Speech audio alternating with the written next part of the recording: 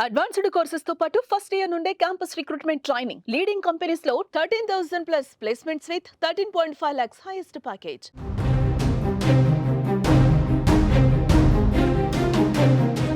చైనాలో భారీ వరదలు బీభత్సం సృష్టించాయి. అనేక నగరాలు నీట మునిగాయి. కొండ చర్యలు విరిగిపడుతున్నాయి.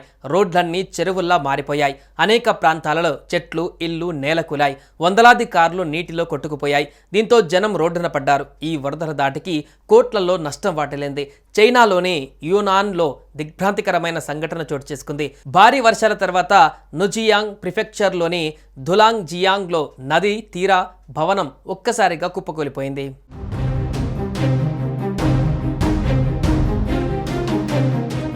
ఈశాన్య రాష్ట్రాలలో కురుస్తున్న కుండపోత వర్షాలకు వరదలు పోటెత్తడంతో 25 మంది వరకు మరణించారు.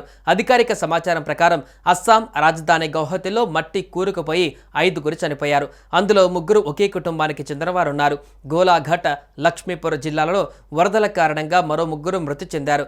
అరుణాచల్ ప్రదేశ్లో ఒక వాహనం వరద నీటిలో కొట్టుకుపోయిన ఘటనలో 7 మరణించగా మరో 2 వేరువేరు ఘటనల్లో మునిగి చనిపోయారు. ఈ రాష్ట్రంలో మొత్తం 9 మంది మృతి చెందారు. మిజోరం, త్రిపుర, మేఘాలయ రాష్ట్రాలలో గత 24 గంటలలో 8 మంది మృతి చెందారు. వరదలే దీనికి కారణమని అధికారులు పేర్కొన్నారు.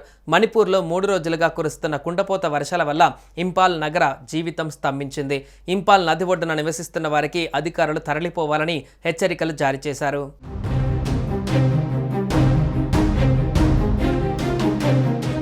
ఉత్తర సిక్కింలో సుమారు 1500 మంది పర్యాటకులు భారీ వర్షాల వల్ల అక్కడే చిక్కుకుపోయారు.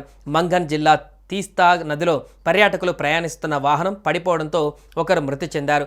2 గాయపడ్డారు. మరో 8 మంది గల్లంతయ్యారు. అస్సాంలో భారీ వర్షాల వల్ల 17 జిల్లాలు ప్రభావితమయ్యాయి. లక్ష్మీపూర్ ఒక్క జిల్లాలోనే ఏకంగా 40,000 మందికి పైగా వరద బాధితులు ఉన్నట్లు తెలుస్తోంది. కాగా వాతావరణ శాఖ మరోసారి భారీ వర్షాలు కురిసే అవకాశం ఉందని హెచ్చరికలు జారీ చేసింది. ప్రస్తుతం వరద సహాయక చర్యలు కొనసాగుతున్నాయి.